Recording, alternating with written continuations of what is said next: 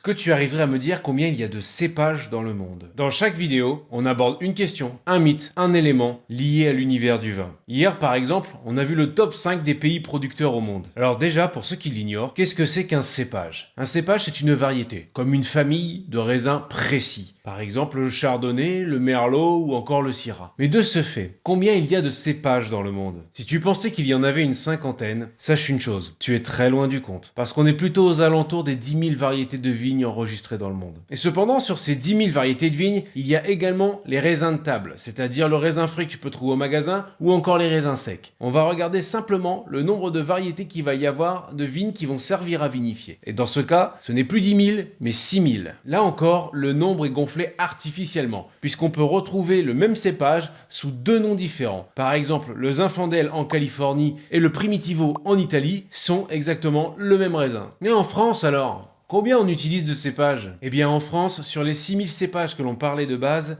il n'y en a que 298 qui sont autorisés. Mais pour autant, seulement une vingtaine représentent 87% du vignoble français. Pour un passionné des arômes viticoles, on comprend tout l'intérêt de découvrir les productions du monde, tant ce fruit est diversifié. J'espère vraiment t'avoir appris quelque chose aujourd'hui. Pense à t'abonner pour ne pas rater les prochaines vidéos. Surtout, tu prends soin de toi et je te dis ciao!